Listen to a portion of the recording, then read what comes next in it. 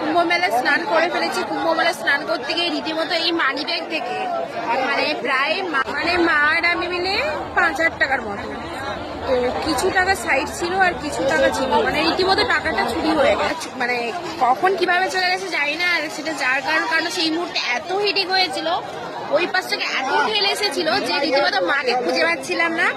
কোনোভাবে মাকে, আমি স্নান করে নিয়েছিলাম, আমাদের পাশে একটা কাকিমা ছিল, ওনাকে ধরে মাকে অনেক কষ্টে খুঁজে পেয়েছি। যাই হোক, মানে আজকে দিনটা, এই যে কুম্ভ মেলায় এসে স্নান করা, বলে নাকি অমৃত স্নান, অমৃত চোখ, আজকে দিনটা সারা জীবন মনে রাখবো, সারা জীবন মনে থাকবো। যেখানে মাকে ছাড়া আমি দুদণ্ড কোথাও যেতে পারি না, বাট এই প্রথমবার মাকে এসে আমি হারিয়ে ফেলেছি এখানে।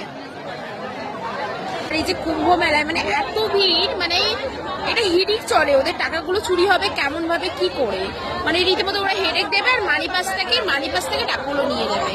মানে সারা জীবন মনে রাখলো যে এখানে এসছি, আর বিভৎস কোটি কোটি ভিড়। মানে কালকে ট্রেনের টিকিট পাওয়া থেকে রিজার্ভেশনে এমন হয়েছে জেনারেল হয়ে গেছে রিজার্ভেশনে, এত ভিড় কোনো রকমে বসে এসছি।